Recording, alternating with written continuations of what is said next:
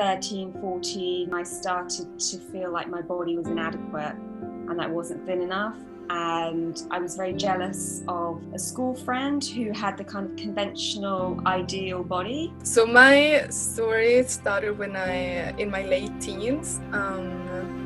I had really low self-esteem and I felt like something was wrong with me, but I couldn't really point out what it was. The first job I had, anytime there was food in the break room, we were like kind of eyeballing it all day, and maybe I'd just go get a little bite. It just kept piling up. I started to restrict in quite a crazy way initially. So I was just eating fruit, so no protein. I looked at the mirror and I felt like this isn't my body. I can't own this body because this is my eating disorders body. This body isn't a result of me making decisions. It's a result of something strange in my brain. Over the years, every weight loss program that you can think of, if you know the name of it, I was on it. And they're not cheap, and they're not easy, and they're really unpleasant. I really felt like I was held hostage.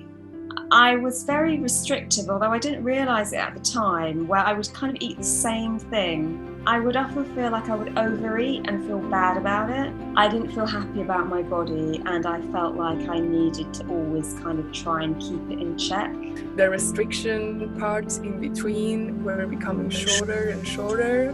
I was just like binging more and more, so I just gained all the weight back plus some. Well, that went on for almost 7 years. That was kind of the place where I was at when I first got in touch with your team. It was awful. It was just basically like having a monkey on my back, or a gorilla, on my back, constantly redirecting my attention, my money, and everything. And it felt awful I felt completely out of control. Yeah, so then I started watching your videos, and they made sense and they were funny, which was nice as well, because it's such a horrible kind of depressing problem. I mean, just owning my body is really cool.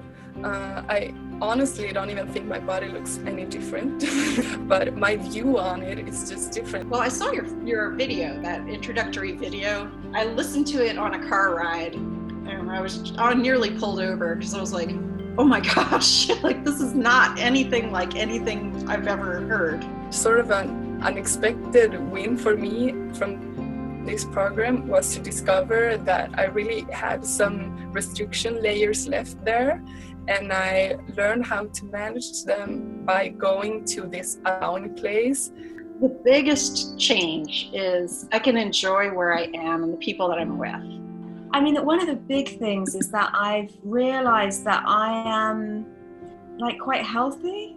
My feelings and my thoughts, my perspective on different things are just taking up more space, and I really feel that I'm getting to be a more real version of myself instead of like a completely hijacked version of myself. And that is huge.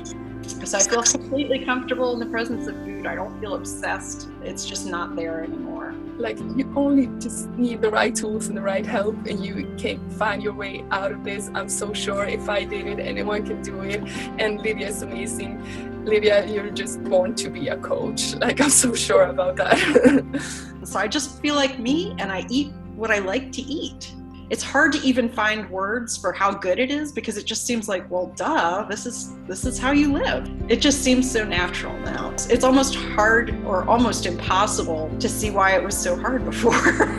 There's no reason to go through your entire life enslaved to something as simple as food. Hi, this is Lydia, the lifestyle coach, and after helping hundreds of people move from food prison to food freedom using only their brains, I am confident that anyone can be free who wants. If you would like a free session with our team, you can go to lydialifestyle.com, and you could join us for our live event, The Food Freedom Habit, Effortless Every Day. It will be March 8th, 9th, and 10th in Nashville, Tennessee, 2018. Would love to see you there.